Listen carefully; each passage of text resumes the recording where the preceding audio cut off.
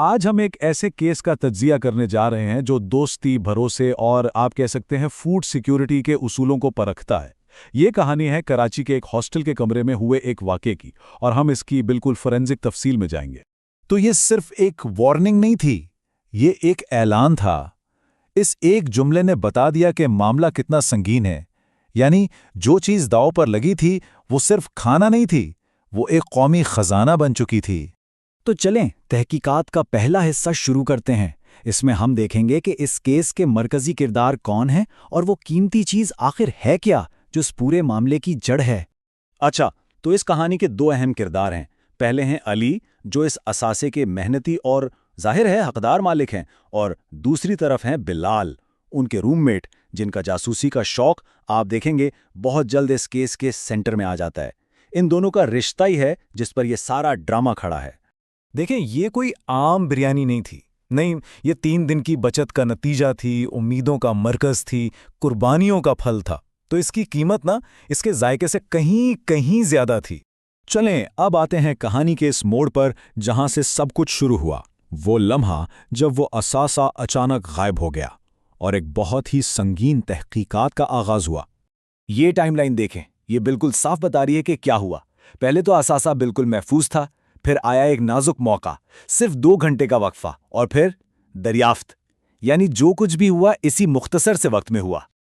اور جب جائے وقوع کو دیکھا گیا تو حالت بہت خراب تھی، بالکل صفایا ہو چکا تھا۔ یہ سیدھی ساوی چوری نہیں تھی، یہ تو ایک بے رحمانہ حرکت تھی جس سے اندازہ ہو رہا تھا کہ جرم کتنا سنگین ہے۔ 0، ایک بھی آلو نہیں بچا تھا۔ اب یہ ایک چھوٹا سا ڈیٹا پوائنٹ لگ سکتا ہے، لیکن یہ مجرم کے ارادے کی گہرائی بتاتا ہے، مطلب کوئی کسر چھوڑی ہی نہیں گئی تھی۔ اب ظاہر ہے جرم اتنا سنگین تھا تو ایک باقاعدہ تفتیش تو شروع ہونی ہی تھی۔ تو ہم دیکھیں گے کہ یہ تفتیش ہوئی کیسے، اس کا طریقہ کیا تھا۔ اور پھر جائے واقعہ پر ہمارے لیڈ ڈیٹیکٹیو صاحب کی انٹری ہوتی ہے، یا یوں کہیں کہ خود ساختہ لیڈ ڈیٹیکٹیو کی۔ اور کمال یہ تھا کہ ان کا رویہ اتنا پرسکون تھا جو وہاں مچی افراتفری کے بالکل الٹ تھا۔ تو ہمارے ڈیٹیکٹیو صاحب نے جو طریقہ اپنایا وہ شروع میں تو بڑا پروفیشنل لگا، لیکن بہت جلدی مشکوک ہو گیا۔ پہلے معائنہ کیا، پھر تجزیہ کیا، اور آخر میں ایک ایسا چونکا دینے والا نتیجہ نکلا جس میں جناب تفتیش کار خود ہی ملوث نظر آ رہا تھا۔ اور بس یہی وہ سوال تھا جس نے پورے کیس کا رخ ہی بدل دیا۔ ایک سیدھا سادہ سا ثبوت جو سونگنے پر ملا، اور وہ سیدھا تفتیش کار کی طرف اشارہ کر رہا تھا۔ تو اب تفتیش جو ہے وہ اچانک پوچھ گچھ میں بدل گئی۔ تو مرکزی ملزم کا پہلا دفاع کیا تھا؟ الزام کا رخ موڑ دو۔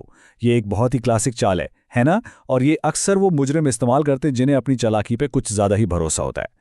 آپ جانتے ہیں ہر کیس میں ایک ایسا لمحہ ضرور آتا ہے جب کوئی ایک ثبوت سارے شکوک و شبہات ختم کر دیتا ہے۔ تو چلیں اب ہم اس کیس کے اسی فیصلہ کن ثبوت کی طرف بڑھتے ہیں۔ ماحول میں ٹینشن بڑھتی جا رہی تھی۔ یہ وہ لمحہ تھا جب صرف ایک چھوٹی سی چیز پر نظر پڑنے سے پورا کیس حل ہونے والا تھا۔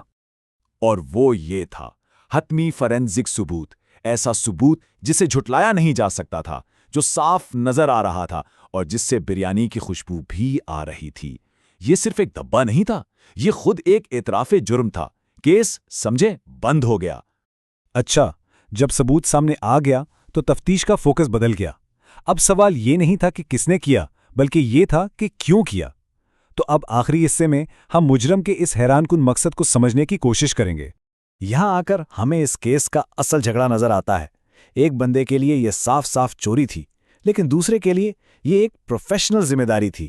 یہی 2 الگ الگ سوچیں ہیں جو اس جرم کو اتنا عجیب اور سچ پوچھیں تو مزاحیہ بناتی ہیں۔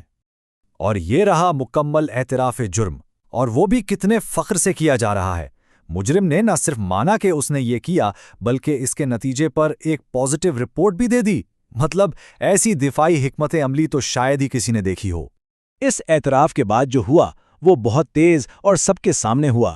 انصاف فوراً فراہم کیا گیا، اور اس کے لیے ایک بہت ہی غیر روایتی ہتھیار کا استعمال ہوا۔ اس سارے معاملے نے اتنے تماشائی اکٹھے کر لیے کہ یہ واقعہ ہاسٹل کی تاریخ میں ہمیشہ کے لیے یادگار بن گیا۔ تو آخر میں اس پوری کہانی سے سبق کیا ملتا ہے؟ سبق یہ ہے کہ جب بریانی جیسا کوئی قومی خزانہ داؤ پر لگا ہو تو سب سے پہلے اپنے قریبی لوگوں پر ہی شک کرنا چاہیے، خاص طور پر ان پر جو فوراً مدد کرنے کے لیے آگے آ جائیں۔ اور آخر میں ہم اس تجزیے کو ایک سوال پر ختم کرتے ہیں یہ کیس ہمیں سوچنے پر مجبور کرتا ہے کہ فرض نبھانے اور کسی دوسرے کی خوشی پر ڈاکہ ڈالنے کے بیچ وہ باریک سی لائن آخر کہاں ہے؟ واقعی یہ ایک سوچنے والی بات ہے۔